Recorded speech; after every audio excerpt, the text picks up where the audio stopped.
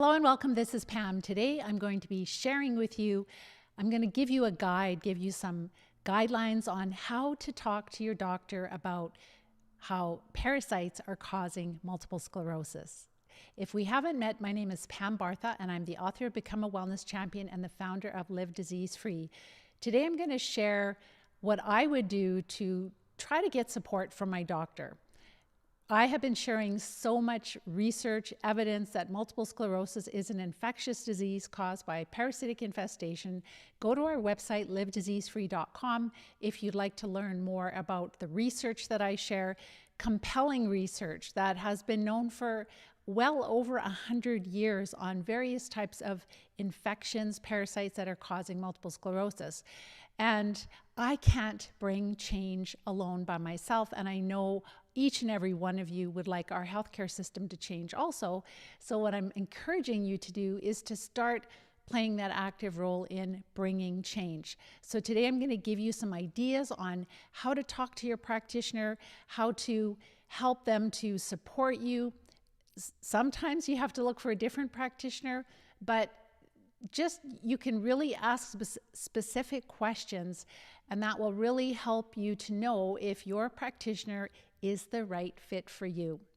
So I'm going to also share the research, like the key questions and research to back up what you're going to be asking them, like to be getting them to open up to looking at a different perspective, hopefully.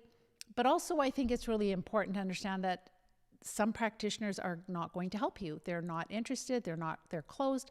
And then you have to make that decision if you're going to continue trying to work with somebody who doesn't have the same values that you do.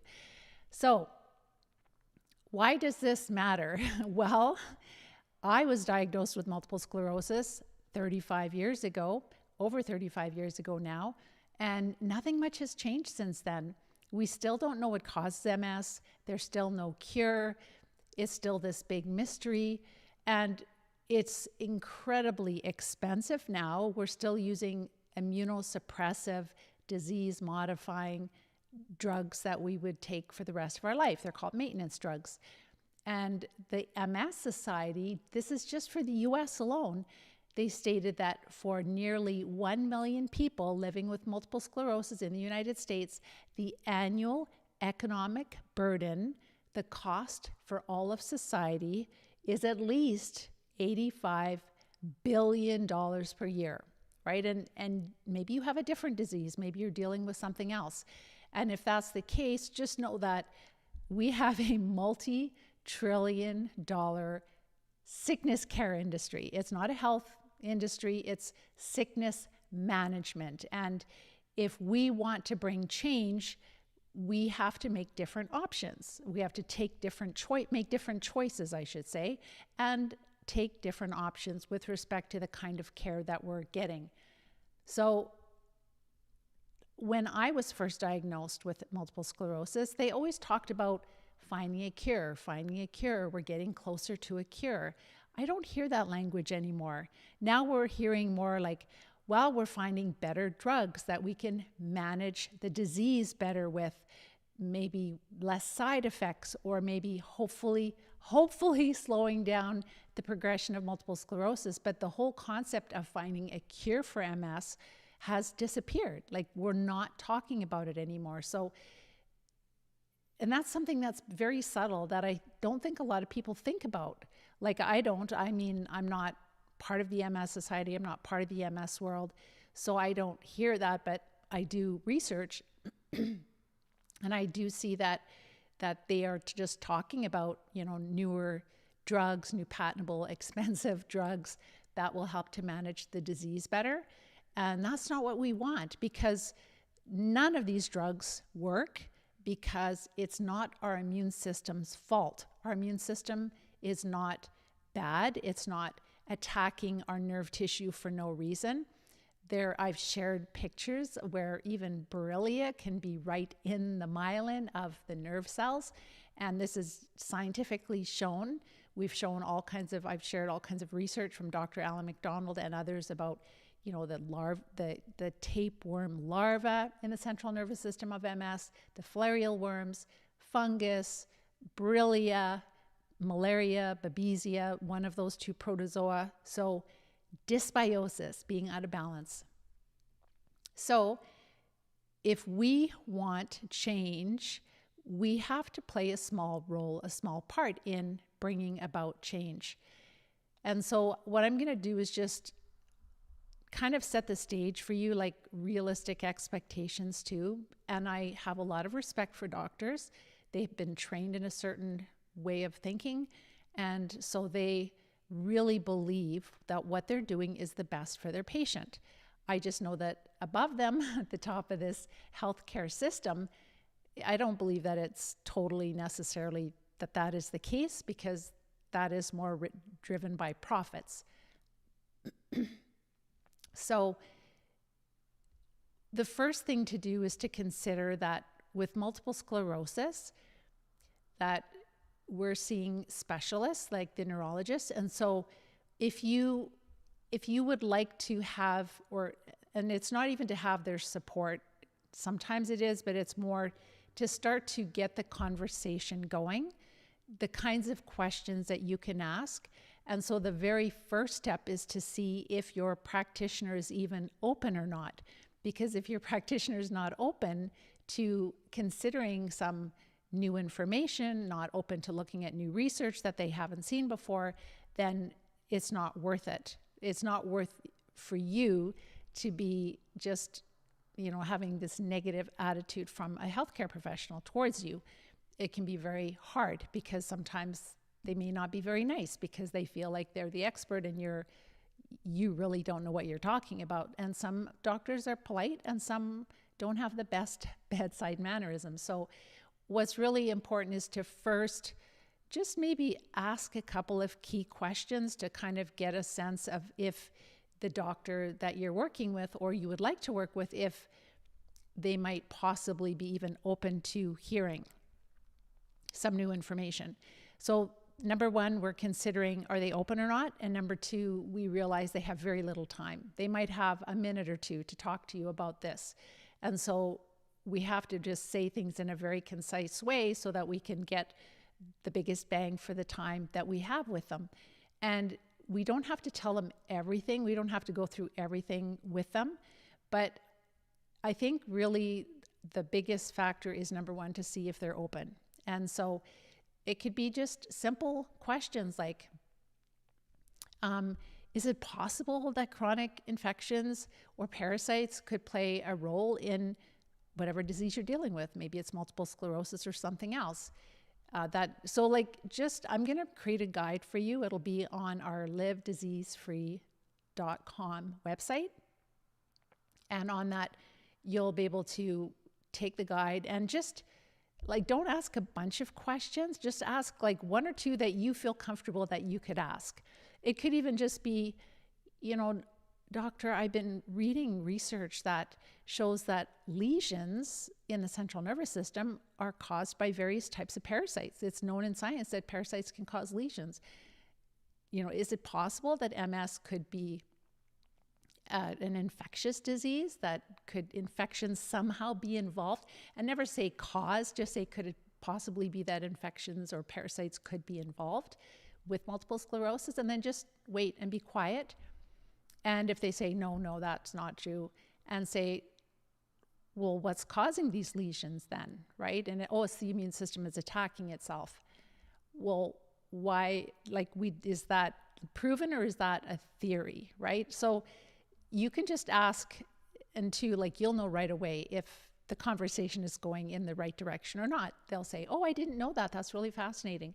And then it could just simply be, with the lesion, say, well, I'd love to share the research with you. And you can just share our blog post and they can just scan the notes. They can look at the resources. Or you can ask a question like, there's this pathologist, Dr. Alan McDonald in the United States, and he has discovered filarial worms in the central nervous system of every MS subject that he tested. Isn't that fascinating, doctor? And the doctor just listened to what he says or she says. It's really? I've never heard of that before, or that's not possible.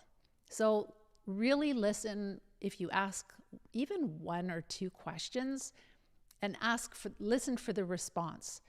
And if it's really negative and really closed, don't waste your time. It's just going to be frustration and painful for you.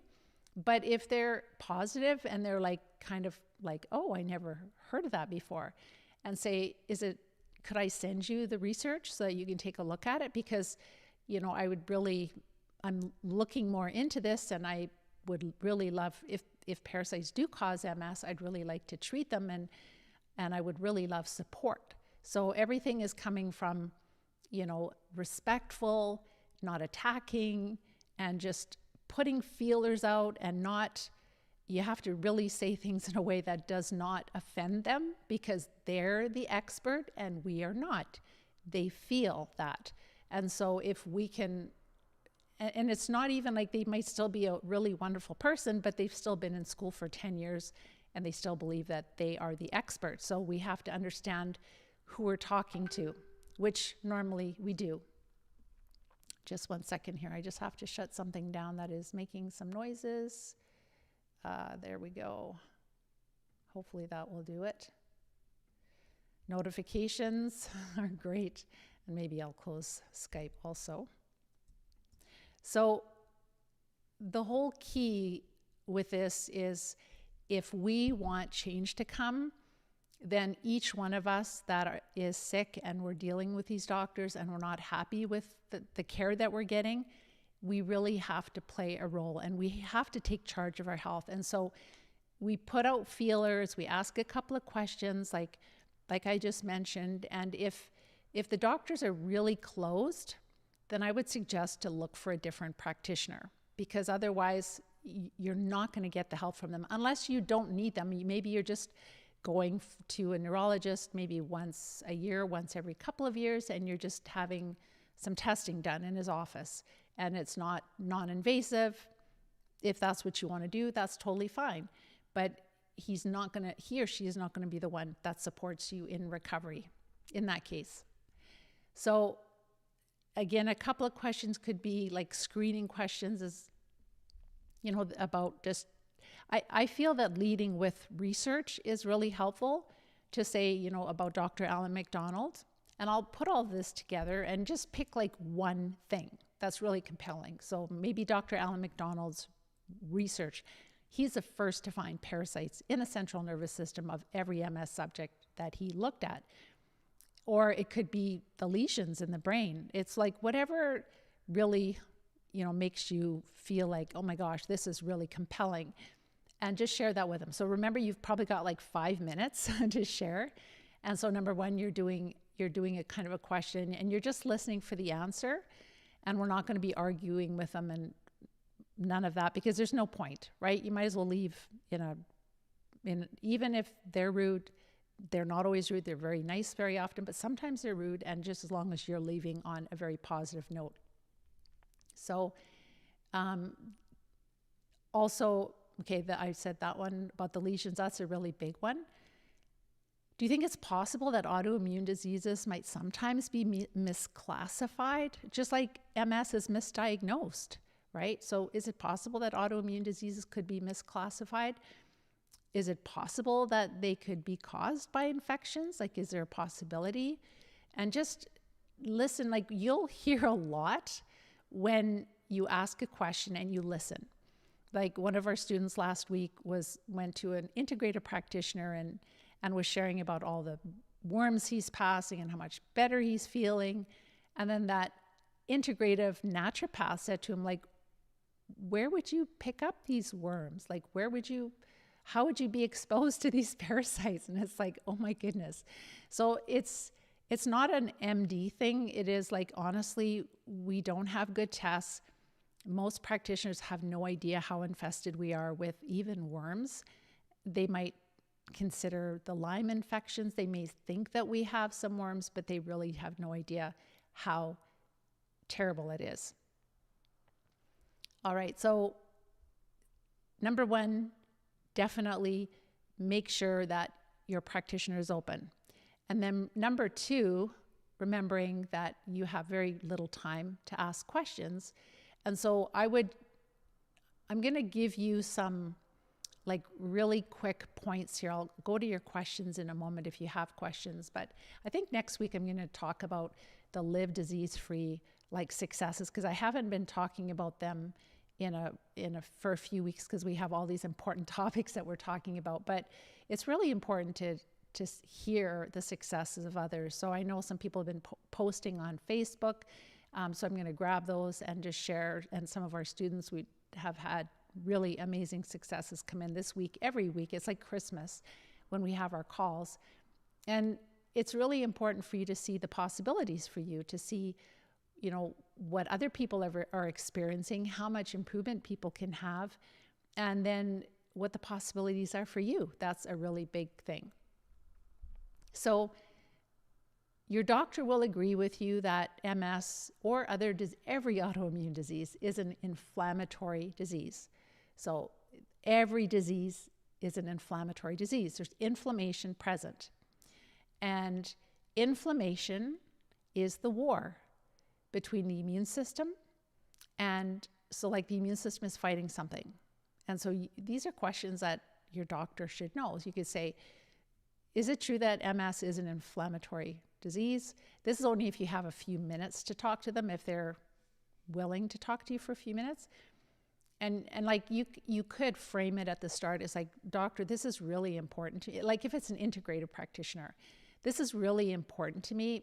Have you got like 3 minutes? I'll make it really quick, but I really need support, and I really need to know if, you know, if we kind of think the same way about this, or if you would be willing to support me, but I just want to run some things by you. And then they'll say, oh, I don't have time for that right now, or yeah, go ahead, do that. So then you say to them, like, so MS is an inflammatory disease, correct? Yes, it is. Or whatever disease you have, arthritis, whatever. And is it true that when there is inflammation, or I should say it's the immune system is fighting something, right? And he goes, yeah, that's true. The immune system is always fighting something when you have inflammation. Well, what is the primary job of the immune system? And if they're not, I shouldn't say smart, but what would you say? They should know this. They really should know this. The primary job of the immune system is to protect you from infection. Okay, so, and did you know, doctor, that lesions, like I've been doing a lot of research, and this is why I'm asking all these questions. So did you know that that parasites can cause lesions in the central nervous system? There's a number of parasites that are known to cause lesions in the central nervous system. I didn't know that, but do you know that, doctor? And they'll probably say, no, I didn't really know that. And then you can ask the question, like, are lesions pockets of inflammation? And then they'll say, yes, they are pockets of inflammation. We don't know what's causing it. It's your immune system is attacking your tissue. And then you can say, well, parasites cause lesions in the brain and spinal cord. And then Dr. McDonald and others have found that there are many parasites in the central nervous system of MS patients at the time of their death, right? So now you've kind of gone full circle. You're kind of going with the mysterious part of MS, that's inflammation. We don't know what causes it. And then you're kind of step by step logically bringing it to, because you've shown that we know that the immune system's main job is to fight infections. Infections are present in the central nervous system. Is it possible that the immune system is just fighting infection? Oh, and doctor, did you know that I actually saw some images of the brain cell, a cross-section of a nerve cell in the brain, and in the myelin was Borrelia, the bacteria that causes Lyme disease, and Borrelia has been found in MS, in the central nervous system of MS. So is it possible that maybe Borrelia or other parasites are close to or infecting the myelin, and that's why the immune system is fighting in that area? So you can really quickly, I did that very quickly, like within 2 minutes, and I'll write it out for you, and I'll make it into like something you can print off. And I'll give you different questions, and you really have to work with what you feel comfortable with. Where, like how much research you've done on the work that I've done, what you know, what you feel comfortable with. But like it can be literally a 2 or 3 minute conversation if they're open, right?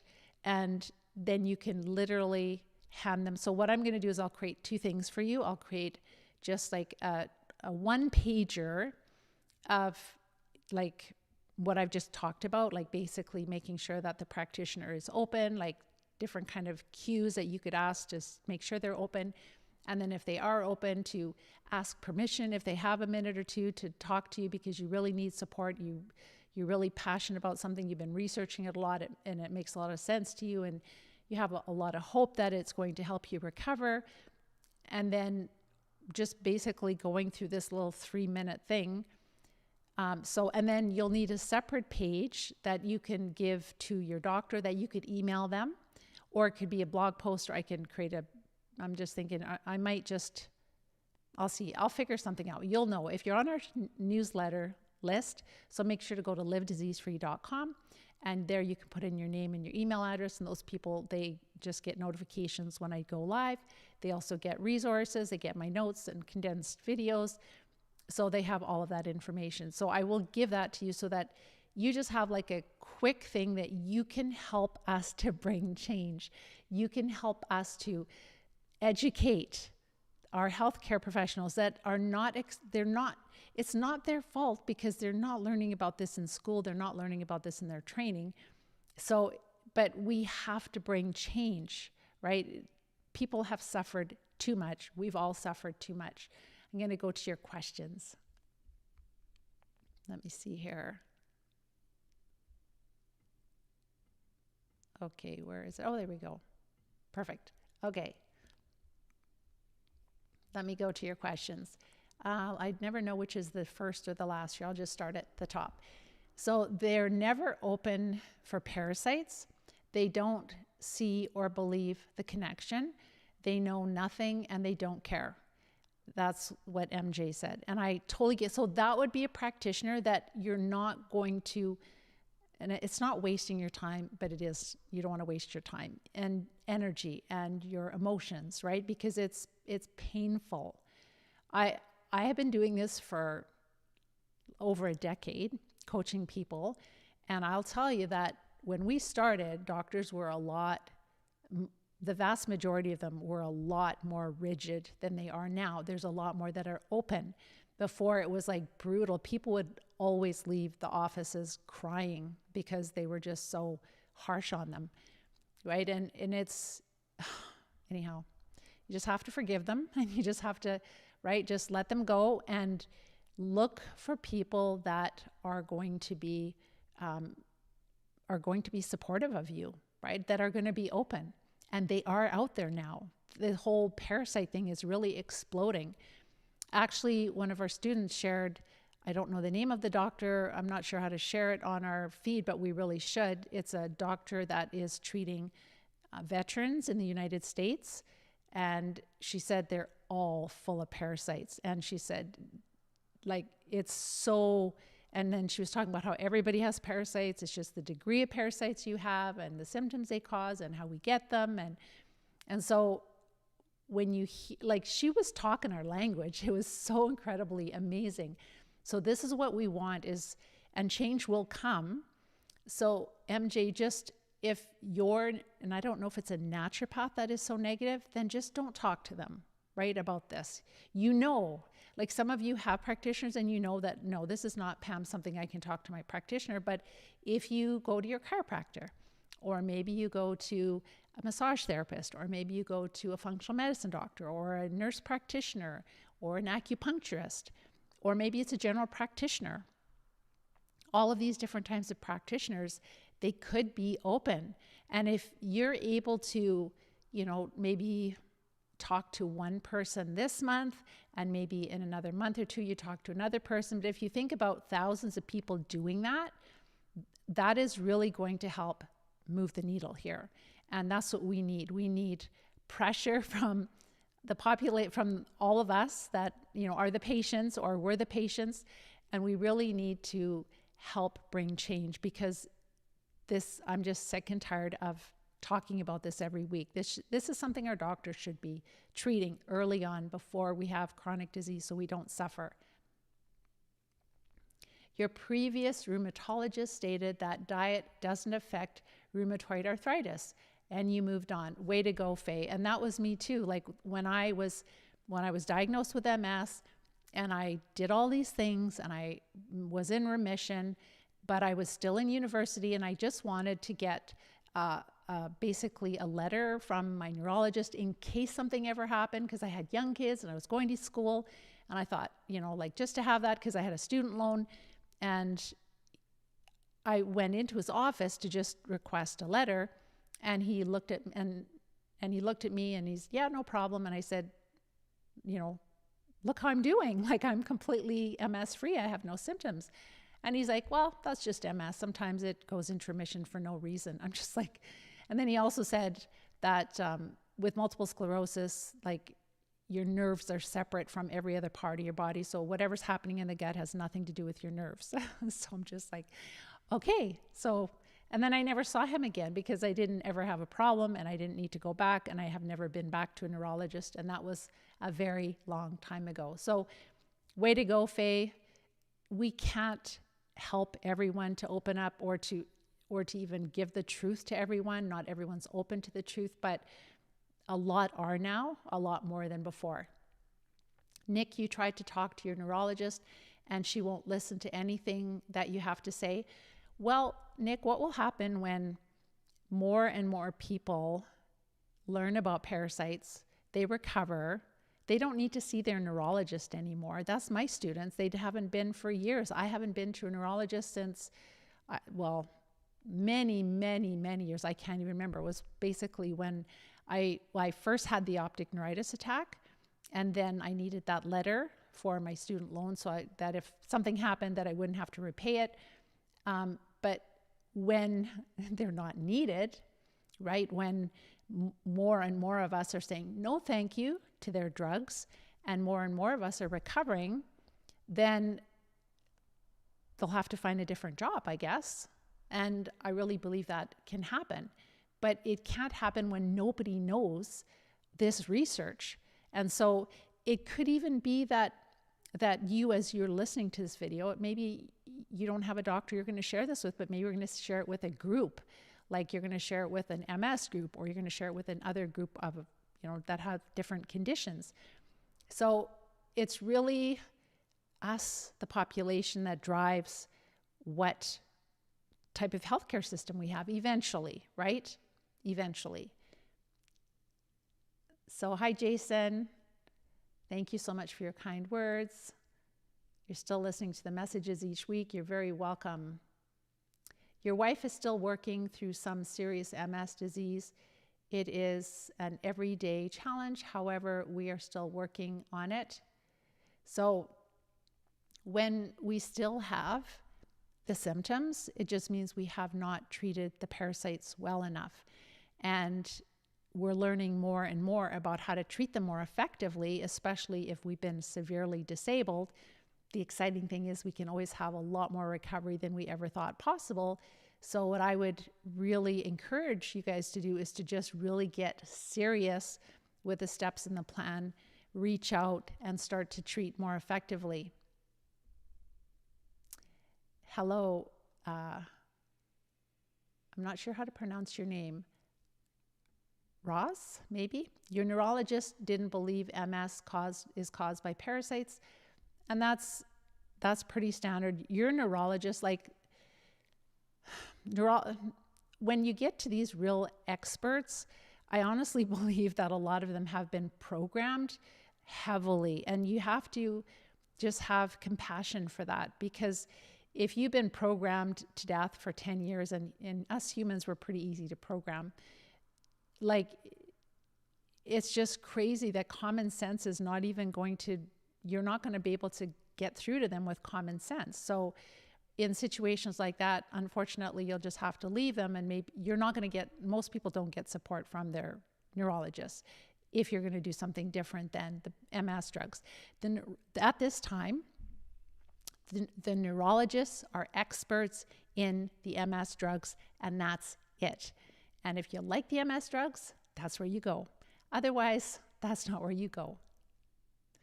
So, Galen, you had a good doctor for years.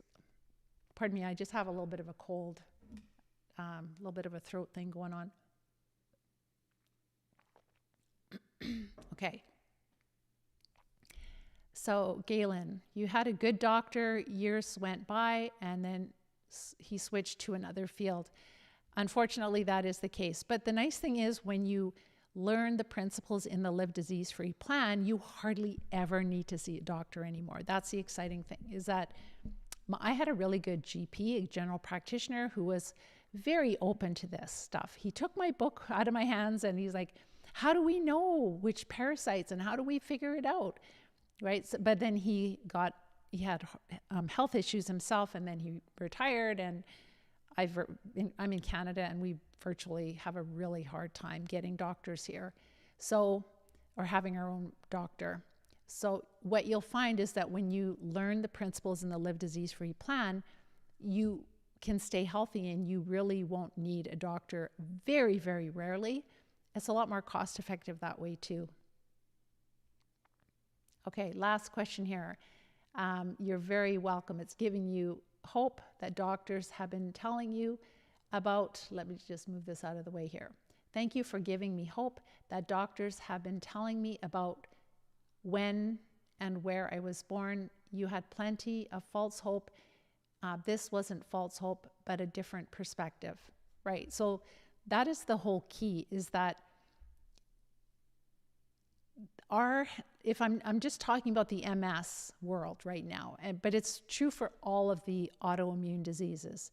So you can take what I'm saying and apply it into arthritis or cancer or any of the autoimmune diseases, any chronic diseases, heart disease, etc. So in MS, there is this panel of experts, and they dictate how MS is diagnosed and treated around the whole world. And so they have the control, right? And that's the problem. And so our medical schools also are heavily influenced, and have been for many years, by the pharmaceutical companies that are selling the MS drugs. So they go to school for 10 years and they're just brainwashed into believing that the only thing that's going to help people is MS drugs. And then they have to follow standard of care if they're a neurologist, or else they can't practice. So they're in a bind. And in order for them to be okay with their conscience, they kind of have to go with what they're doing. They've spent 10 years in school. They've spent like tens of thousands or hundreds of thousands of dollars in this profession. And then to find out, oh, it might not even really be needed. Neurologists might not really be needed, because if we treated parasites, we wouldn't need neurologists, right? Maybe for a special case, or if parasites got too bad, but if those neurologists knew about parasites, that would be different. So we can change our healthcare system, but it's going to take all of us taking opportunities when we have them.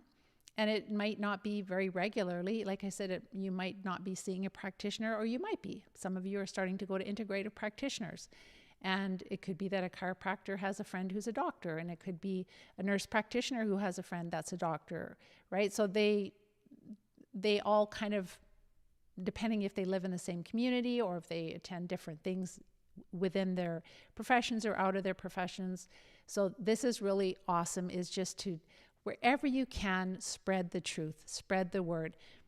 First of all, always get a sense if they're open or not. If they're not open, like some of you have shared, don't waste your time. It's going to be so frustrating and so painful, and you're just going to get smacked. So don't do that. But if you just put a little olive branch out and a little feeler with a question, and pick a question that you feel comfortable, that you're fired up about, then, and if they're positive about it, then again, just say, you know, I've been researching this a lot. I would really like to move in this direction. Do you have a minute or two that I can just kind of explain what I'm looking for, what I need for support? And then you can just run through that little, explanation that I had, and say, this is the reason why I would like to treat parasites. And, there's a lot of research behind it. I can give you all of the research so that you have that there. But if it's a good doctor, they'll say, well, if it's safe, I would love to support you, right? They want to make sure you're safe, but they would support you if it's validated and if you give them the validation. The next obstacle is that they don't have experience treating parasites. So then the next thing would be is that, to reach out to Live Disease Free to our plan, and we can give them the guidelines, resources, and they need to know like protocols, how to treat parasites more effectively. And so in the near future, I'm really hoping that we will be able to be more, instead of just supportive to people that are sick, but being more supportive to doctors, because every doctor that learns this skill can help hundreds of people, right? If I just help one person to recover, that's one person. But if I can share the process that we've learned, the wisdom that by the grace of God we've learned with one healthcare professional, that can equate to helping so many people, like hundreds and hundreds of people over their career. And that's really where we need to go if we want to bring change, right? But what you can do is you can be putting out tweaking their curiosity, right? And there will be people that you share this with that will go to our blog posts and they will start to do some research. We have healthcare professionals all over the world that are starting to, we hear about them. I had a lady, they're writing a book. She's part of the Lyme community. She's a naturopath. And she is like, well, I've had 2 people reach out to me and say that I really need to contact you, Pam. And she's from Illinois. I have no idea who it is. We hear this all the time from Australia, New Zealand, Europe. So we can do this together. And it is something that it's high time, because if we can help even bring change for multiple sclerosis, that is going to snowball, and it's going to bring change for arthritis and for cancer and for eczema and asthma and autism and you name it. It doesn't matter what disease, Parkinson's, ALS, PLS, right? And it's going to spark research. Again, research costs money, and it's so frustrating because Dr. Alan McDonald did the research on a very small budget, a very conservative budget. He didn't have to spend millions of dollars to find worms in the central nervous system. So it's like, why? Why does it have to cost so much money, right? Why is it so controlled, right? Anyhow, I'll go to the last couple of questions and I'm going to run out.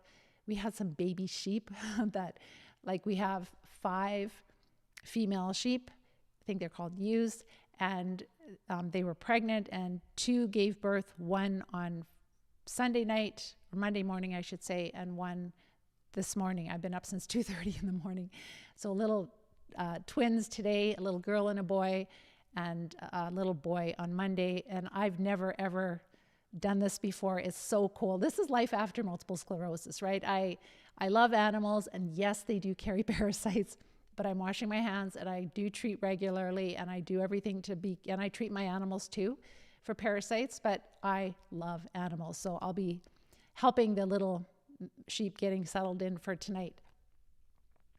But the key is that just Joe here, Pam knows what she's talking about. The results that I've gained from the Live Disease Free plan have surprised doctors who are often unaware of the link between parasites and multiple sclerosis. That is so awesome. Thank you for sharing, Joe. And so I'll be sharing some successes next week, because we love to celebrate. I get to celebrate every week, so I want you to enjoy the celebration with me, because it's just so life-changing when you treat the cause. And what I can say to you too is that if you're dealing with chronic disease, you have no idea how many parasites you likely have. It's shocking. When people are passing them, they're just like, oh my gosh. And it doesn't matter if you're severely disabled or not, because people that are just more recently diagnosed and maybe they're still walking, And they're like, well, surely I'm not going to pass as many parasites as somebody else who's in a wheelchair. And oh my goodness, yes, they can. And they're just like disgusted, but happy. So that is the key. And we have to bring this out. Very, like in my whole world here of the naturopaths that I know, they really have no clue. There's even one naturopath that was treating parasites, but he doesn't understand how infested his patients are. I do, because I've seen hundreds and hundreds and hundreds of pictures. That's the larger parasites that I've seen. We don't know what the smaller, we can't see the Borrelia and the microscopic nematodes, but the exciting thing is that what we've learned, by the grace of God, I believe with all of my heart, it is really through a lot of me praying and begging for help and begging for answers for my students, that he has been so gracious to give us this wisdom, but we need to take it to the world. So will you help me take it to the world?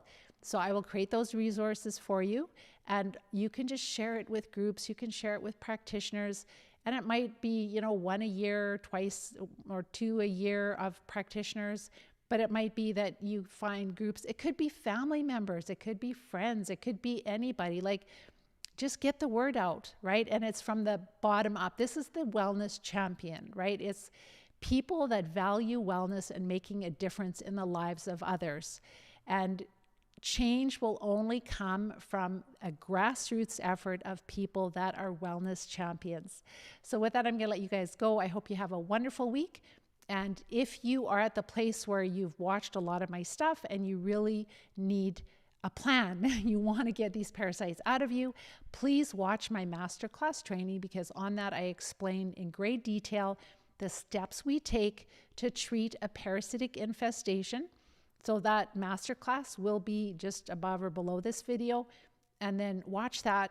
And if you need support, if you don't have a doctor that will support you, doesn't know how to treat, reach out, because we do have the Live Disease-Free plan. I'm going to share some of the successes next week. And otherwise, please like, share, and subscribe.